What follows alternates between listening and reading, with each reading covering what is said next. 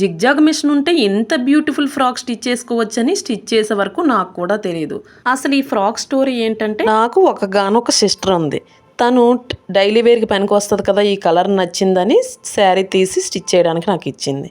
తీరా స్టిచ్ చేసుకుని వేసుకున్న తర్వాత ఎంత ట్రాన్స్పరెంట్గా ఉంది, బాడీ అంతా కనిపించేస్తుంది బాబాయ్, నాకు వద్దని తిరిగి నా మొహం మీదే విసిరేసింది.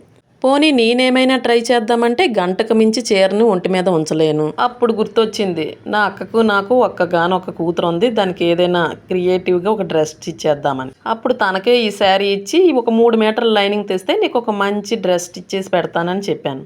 అది మొత్తం తెలిసిన షాపులంతా వెతికితే ఈ కలర్ ఎక్కడా దొరకలేదు.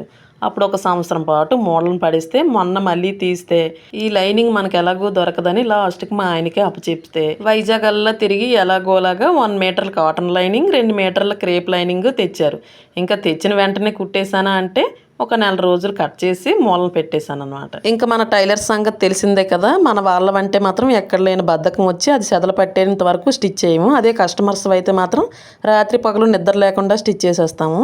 జిగ్జాగ్ మిషన్ వల్ల ఎంత అద్భుతం అంత అద్భుతం అని చెప్పి ఇవన్నీ మాకెందుకు చెప్తున్నావమ్మా అంటే, ఆగండి చెప్తాను. ఈ కిందన ఫ్రిల్స్ వచ్చాయి కదా, హ్యాండ్స్కి కూడా ఎంత లుక్ రావడానికి కారణం జిగ్జాగ్ మిషన్ అనమాట. నార్మల్గా ఫ్రిల్స్ పెట్టి కుట్టే కన్నా ఇలా చివరి వైపునే జిగ్జాగ్ చేసి ఫ్రిల్స్ పెట్టండి, ఈ లుక్కే మారిపోతుంది. ఇంక ఈ ఫ్రాక్ మీద మంచి కాంప్లిమెంట్ అయితే కామెంట్ చేసేయండి.